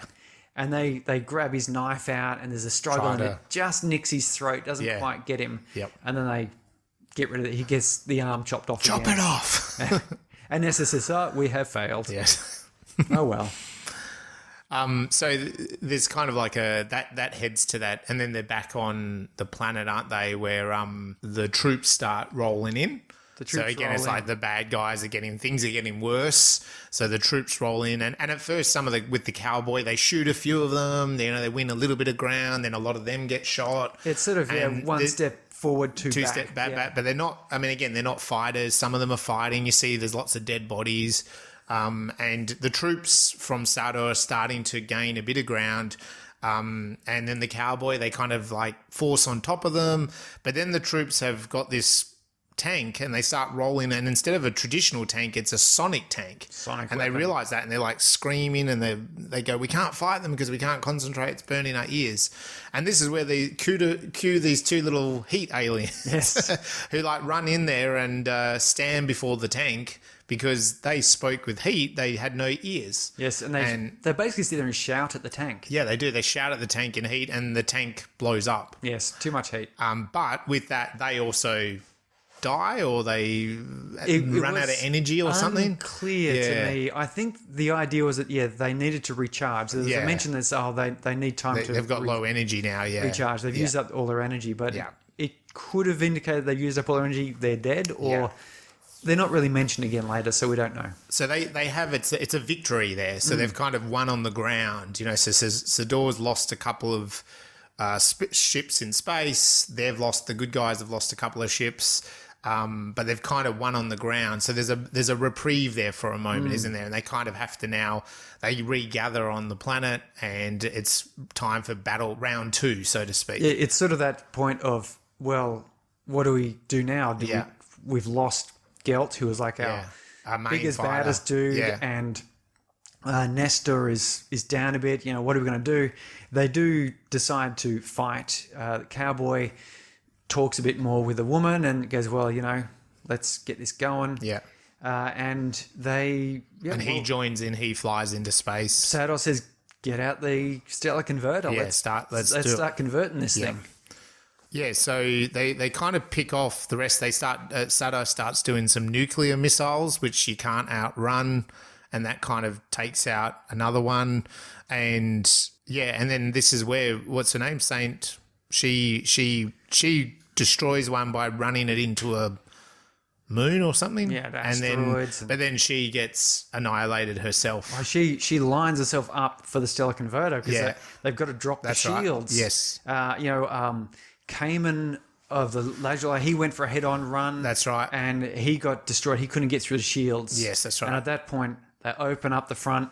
Nestor... Saint X-Men comes flying in. Yeah. And just at the last minute, ejects. Yes. And her ship crashes into the stellar converter. That's right, yeah. And they go, well, we can't fire the stellar converter. What's going on? Yeah, we can't. Yeah, that's right.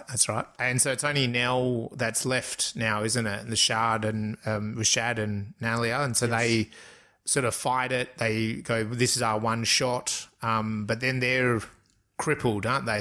They're fired upon with a nuclear missile or something. Nuclear missile, and they've got to go.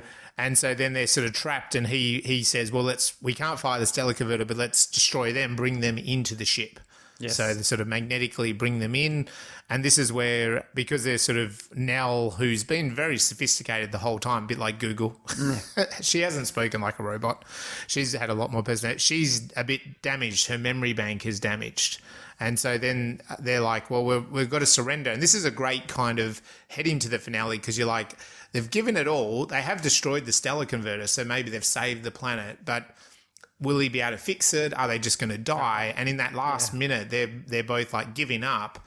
But they come to the conclusion like, oh, we can use Nell as a bomb. We can self-destruct her and we can pod off. Yes, pod off. And so they run to the pods and they try to get Nell working, but she's a bit unreliable at this point as well. So there's a great moment there where she, self-destruct Nell. Okay, self-destruct, no worries. And it's like, countdown from 10, 10. 14. 14. 12. 12. 23. And they're like, oh, well, this plan might not work, but we'll get out of here. And the ship's being dragged inside this, the big mothership. And they get into the pod. And as I said, there's a humour there. And I think Sador addresses Nell, and that's kind of what kicks her back in a little bit, doesn't it? Oh, no, you're not going to do that. 5, 4, 3. And she destructs. And there's a moment there where the ship starts blowing up because she's blown up, and Shard and the daughter have taken off, and Sador's like, I'm not going to die. I'm going to live forever. I'm going to live forever. And the ship behind him, there's great special effects there. There's in actual explosions on the ship, and him as a person. And he's like, I'm not going to die. This isn't how I'm going to die. So to me, that kind of is that nod back to what I said at the start of he was a bit of a bully, didn't really think anything would pull him down, I think. So that sort of typical villain, like nothing's going to pull me down. I'd love to know the backstory of how this guy got hold of a stellar converter. Prequel, prequel. Yeah. John Sayles, you're still out there. Time for a prequel. Yeah, right. Do it. Anyway, they've podded off and they're okay, but they're a bit sad, aren't they? And this is this finale moment. Oh, we have this finale. And it's quite nice, I reckon. I find it's interesting. We often talk about bookending, these sort of things. And the start of this movie was just like bang. In the first 2-3 minutes, Sador's there giving the ultimatum, like we're in, and the ending is just as brief. Yeah, it's like they're coming back. You expect them to have land, have a bit of a party, see who survived, cuddles, and that sort of thing. No, it's just there's a little bit of a speech where it's like, in my culture, if you don't die until your final memory is gone from the last person. They will all live on Akir forever. Yeah, their stories will live on. And that's a nice ending, because it's kind of like, these mercenaries were the only people that really fought for them. Their actual people didn't fight for them apart from Shard. And he's saying, well, no, the legacy of them will live on in the stories, So, it's a nice, and that's it. Roll credits. Roll the credits. End. Do it. So it's a great narrative. It's very short, succinct. It's very obvious what it's about. Where would you suggest someone to watch this in all the course of everything we've been looking at? Sorry, where does this fit onto your ladder? I reckon this one needs to go in the middle. Yeah? Yep. In the middle. In the middle of the middle? What about middle rungs? What position? Yeah, well, it's a bit similar myself. It is about the middle of the middle for me, but I guess I really looked at it as looking at Serenity. So, again, looking at that sort of film, being in space, much more obviously modernistic, but I liked the humour of it. And I thought if you were to sit down and watch Serenity and then watch this one, that would be kind of cool. You know what I mean? Like, because I think Serenity would pull you into that world of a Western in space, and this would be a further nod to it. So I kind of liked the idea of those two being back to back. And then for me on my ladder, following it with that Will Smith, we've talked a lot about him in today's episode, that After Earth film.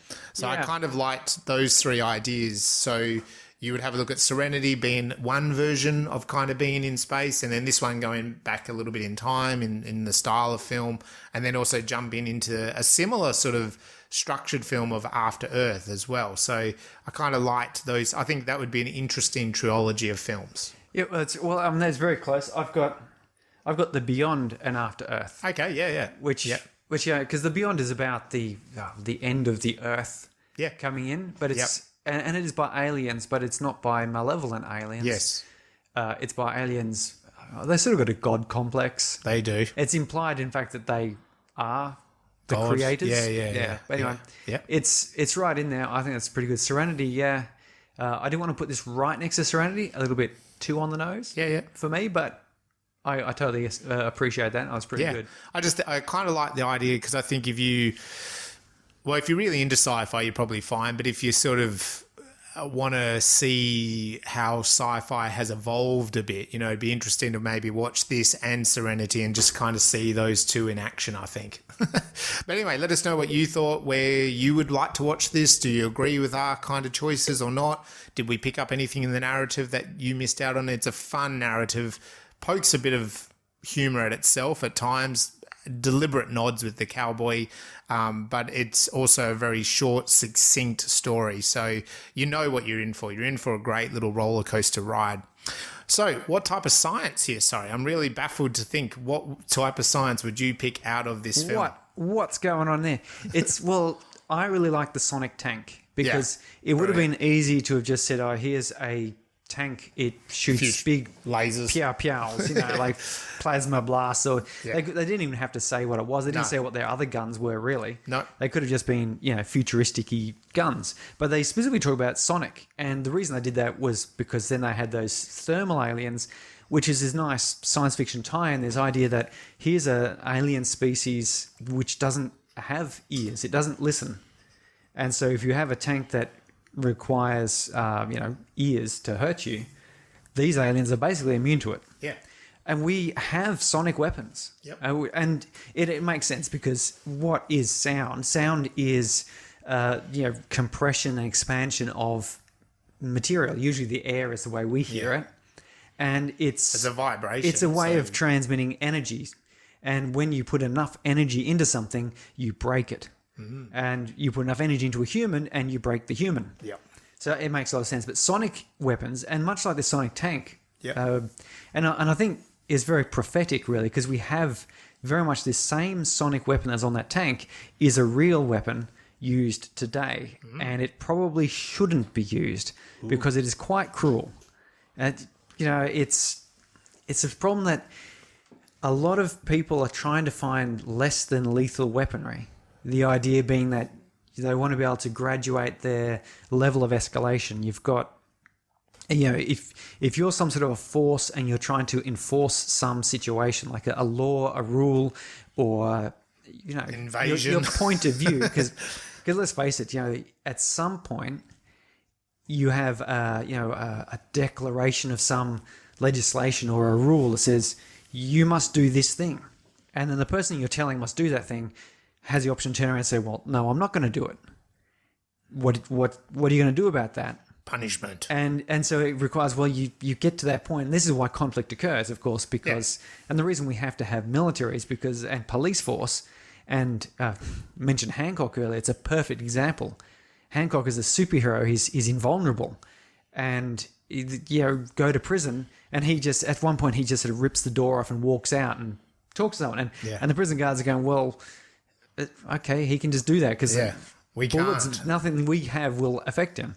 And at some point, he sort of jumps out of he throws the basketball out and he jumps out, picks it up and jumps back in, clearly showing that rules don't work. And so you do need to have some sort of way of enforcing your rules, or your rules are meaningless.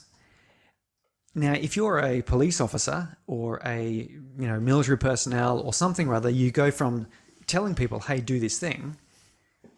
If they don't, what do you do next? Maybe you have your riot shields and you push them a little bit, and you have water cannons and kind of push them around and disperse people a little bit. But at some point there's a gap then from that sort of thing up to shooting someone dead. And you want options. You don't want to have to go from shouting at someone to shooting them. Bang. Like that's a big step. And it's a step that, generally speaking, law enforcement don't want to do, and peacekeeping military also generally don't want to do that. It's a lot. And my personal opinion is that's a good thing that it's a big step. It should be a big step. If you're saying do this thing and they're saying no, you have to make the decision. Is this thing I'm trying to get them to do worth killing for? If it is, okay, go for it. Because it could be. Yeah, it so could be. You could be saying, don't set fire to this building full of orphans, and they go, no, I'm going to do it. Okay, well, I'm going to shoot you because I would rather shoot you than have them all burn to death. But if it's like, you're protesting Black Lives Matters, is that worth killing someone over? No, it's not. No. Like, you want to sort of contain them and not let things get out of hand, but you're making that decision. You go, okay, well, what we should probably do is maybe if the choice is to either we've asked them to stop or kill them, maybe we should just back off a bit at this point. Yeah. And maybe that would have been a good thing rather than escalating to tear gas and, in this case, sonic weapons. Or like the great embarrassing Pepsi commercial of the Black Lives Matter times, give them a Pepsi and everything's okay. Yeah. That's a sort of a... With Kyle Jenner, I think it was Kylie Jenner. Just give them a Pepsi. It's okay. It solves everything. Yeah, well, it helps if you're a beautiful white woman with a lot of money. Yeah. You probably could walk up to a cop in one of these situations and give them a Pepsi. But anyway, in 2014, in fact, in New York City, there was a Black Lives Matters protest. And I'm not going to go into the politics of any of that or whether it was appropriate to do these things, but it got to that point where there was a decision made. We've said, hey, everyone cool it, and everyone was not cooling it, which is not surprising really considering it was kind of a protest against police brutality, and then like the police are there telling them to... Anyway, maybe they could have used some other way, but they decided, for good or for worse, to use less than lethal force to try and disperse the protesters. Well, that's probably a good thing. It's a good decision in less than lethal force. And they use this thing called an LRAD, which is a long-range acoustic device. And what it is it's like a big speaker that's highly directional, and it puts out an enormous amount of sound in the 20 to 200, the 200 to 10 kilohertz. It's sort of the middle ground of human hearing, and it's about 160 to 185 decibels, so it's enormous. To put that in, the loudest rock concert you've ever been to where your ears are ringing and you maybe even feeling a bit uncomfortable would probably be about 120 decibels. Yeah.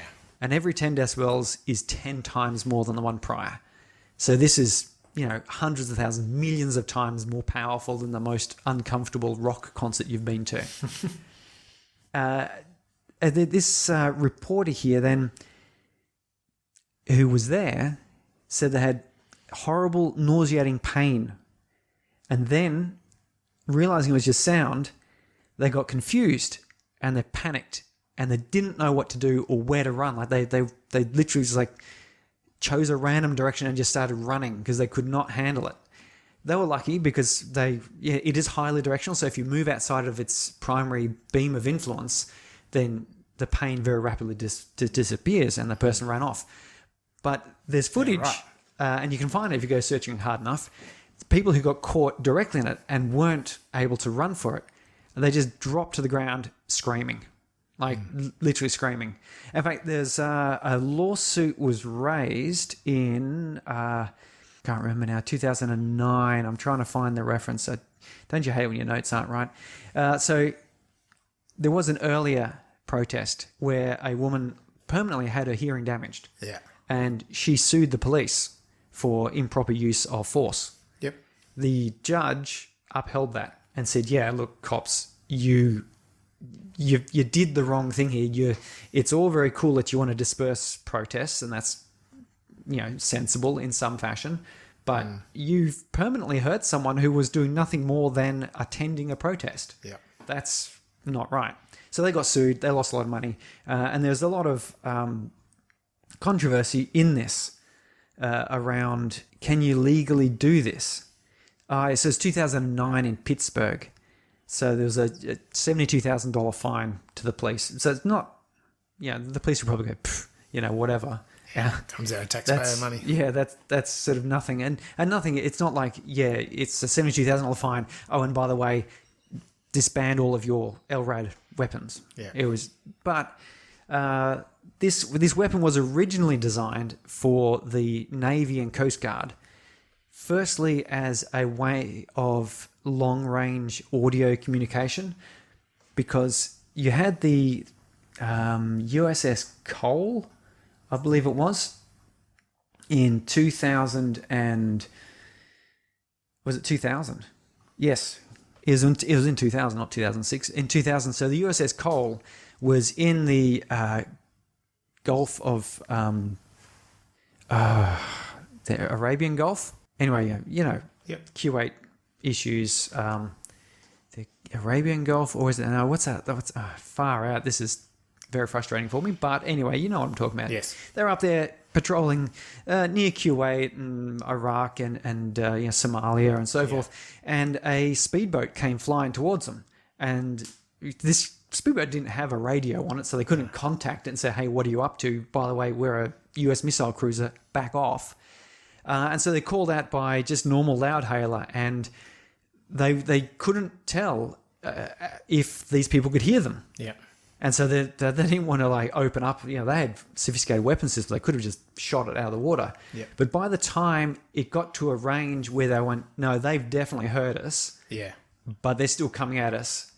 Let's take action. Yes. It was too late. And the explosives went off. It damaged the coal. It hurt, killed people. Yeah. It was not what the military wants. The Navy sort of said, okay, someone give us a solution. We need to be able to communicate with people who don't respond by radio, and we need to do that at a range that gives us plenty of time to take various other actions. Mm-hmm. So they've got these long-range acoustic devices, the LRAD, which is highly focused, so they could point it at a boat coming towards them and use it as a speaker and talk to them, say, hey, back off, we're going to shoot you if you come any closer. And knowing how incredibly powerful and loud and directed this was, they would know that at that range, people knew it. The side effect was also they could put it onto a siren, and you could turn it right up so that even if they do keep coming, it would get louder and louder and louder and become uncomfortable. Yeah. And they would go away. Yeah. This is different to crowd dispersal because, of course, we're talking the distances are quite significantly different. Yeah. So it would be a progressive increase in volume and discomfort. Yep. So up to a certain point, they've got to be pretty committed to their action to continue forward, or they're just going to be going, no, this is really hurting. We don't like it. So it's for that, I think it's a really good choice because, if you're a fishing boat, you can hear them, but even if you go, whatever, they're not going to do anything about it. You get to the point you go, actually, I don't like being this close. It's like, I'm just trying to get my fish. I'm just going to back off a bit and let them go past or do whatever it is. I'm not going to try and force my way through here. Yeah.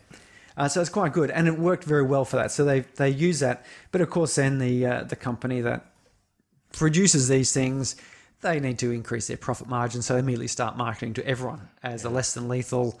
It's been used here in Australia as so far. Only evidence of it being used as a loudspeaker, because again, you do have the problem that if you're a police vehicle and there's like a big protest march coming along and you need to say, hey guys, turn left. You can't come down this way. You can't come to the Parliament House. We've got Parliament's in session. We don't want people that close to all of our politicians because we know that you're going to hurt them. It's just sort of thinking, anyway, so there's no evidence directly that they have used it. There's some anecdotal situations which would suggest that it has been used on that pain setting, but so far so good.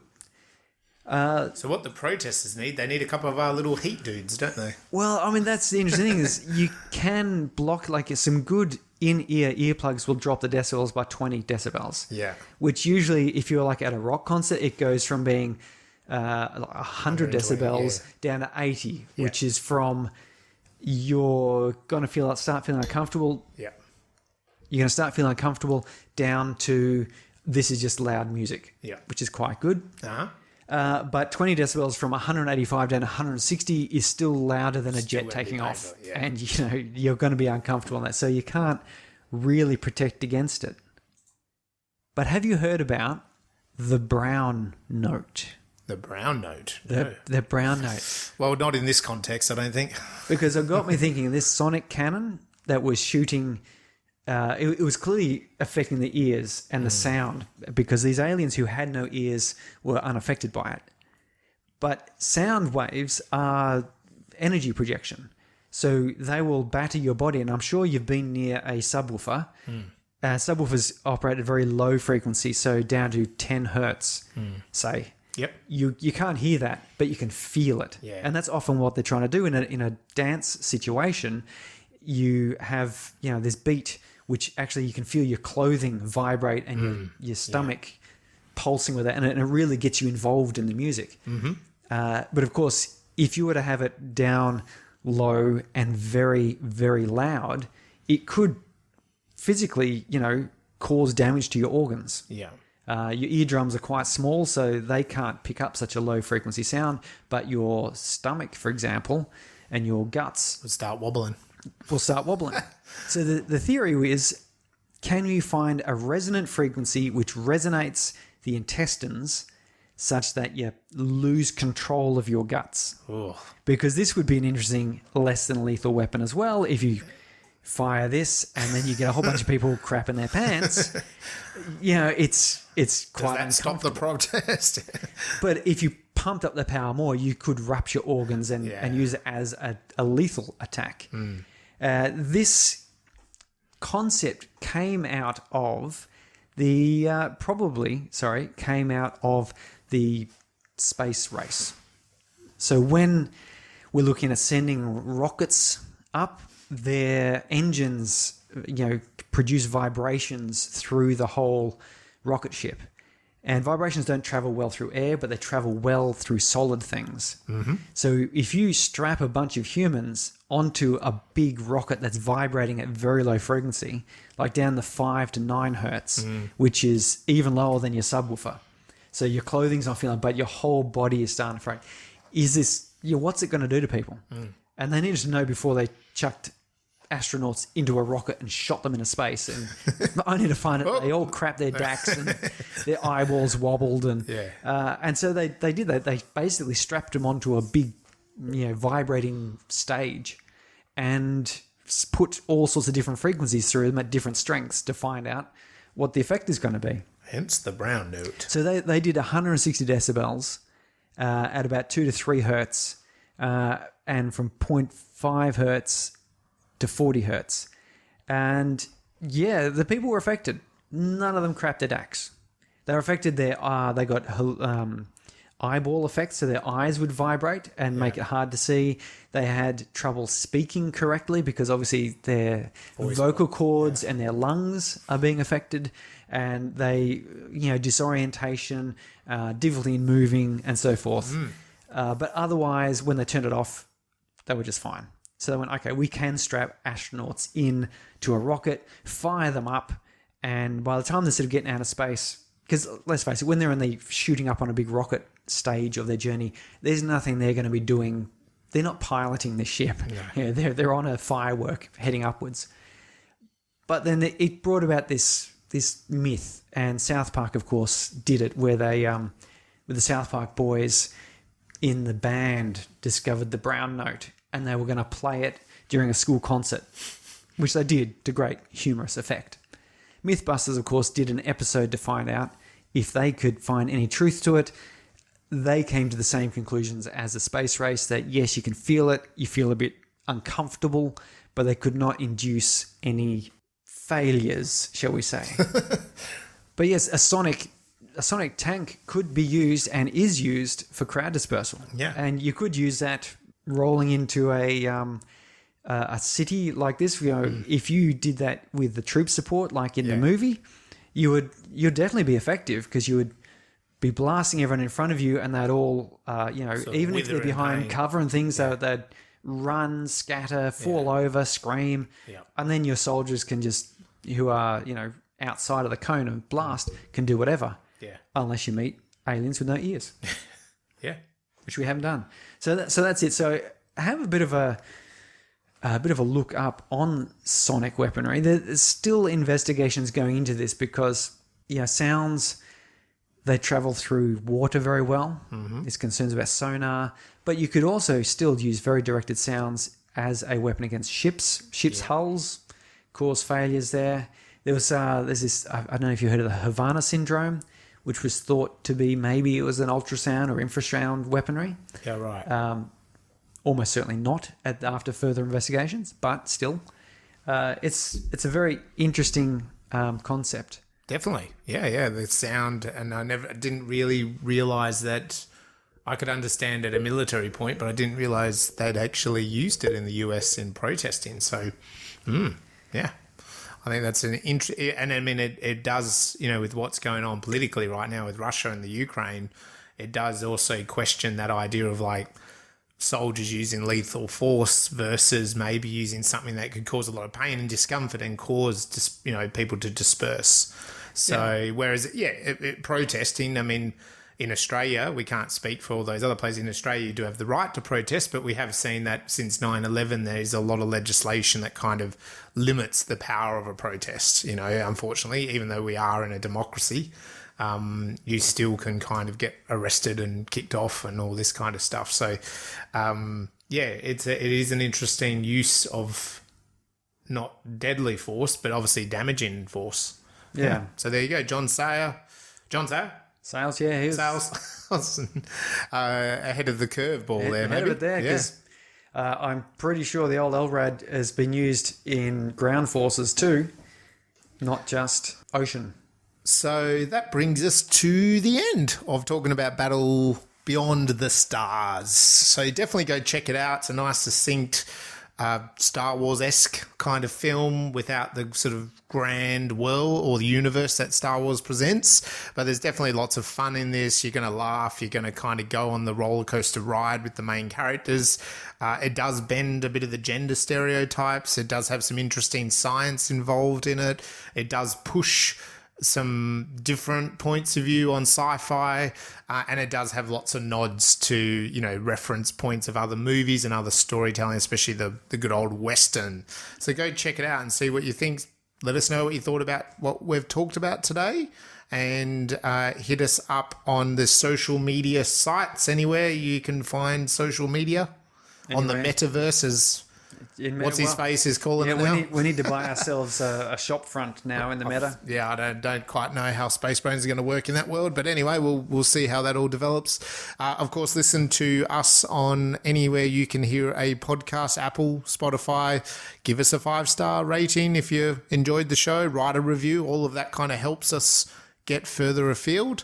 If you're making a sci-fi film, you've got till about a month to get into our festival. Get on it. Get on it. We want students. If you're out there, apply. If you're Australian, apply. If you're Mandro, apply. If you're James Cameron, apply. Apply. Let us know. Maybe James, you want to hit up some more production design. Go back to your roots. Oh, he was also first of all doing the sound for Night Beast. Okay. Do you remember he did the synthesizer track? So again, if you're a filmmaker, you can see how he dabbled in all those different fields before getting to the writing and the directing part. So for our next episode, Surrey. Next episode is Soylent Green. Ooh. It's a film that I think we've all heard the phrase. Yes. But I've never seen the film. Have you not? Oh my goodness. Wow. All right, you're in for a treat. So it's one of these, it's considered a classic. I think. Yeah, it is a classic. It has to be because it is so heavily referenced. Yes. Everyone knows the phrase. I won't say it just in case you don't know the phrase. Soylent Green, I believe it's available on Netflix. Okay. And you can also, obviously, being an old classic, it's going to be on anywhere where you can rent or buy or... Yeah, you'll be able to get your hands on this one. Yeah. Google Play, Amazon Prime. It's on Netflix, I believe, yes. Yeah, you'll be able to get your hands on this one. It's not a problem. And go watch the YouTube trailer of this because it's, especially the classic version, I'm sure there's probably versions, but if you watch the original trailer, it is freaking hilarious because it's just like, what is Soylent Green? What is Soylent Green? What is... and in fact, when I think about it now, it's what the Wachowskis did with The Matrix. They were like, Matrix. What is The Matrix? What is The Matrix? No one can tell you. No one can tell you until you watch The Matrix. And that was the same with Soylent Green. It is a twisted tale, this one, based on a great novel.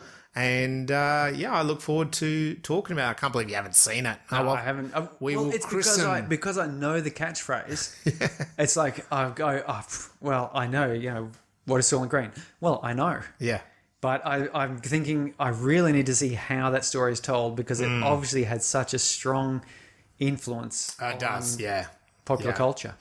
Yeah, okay, and I can talk about all sorts of things, even what we just talked about today. Protesting is involved in the film. So, anyway, let's get going for that next time on Space Brains. See ya. Bye.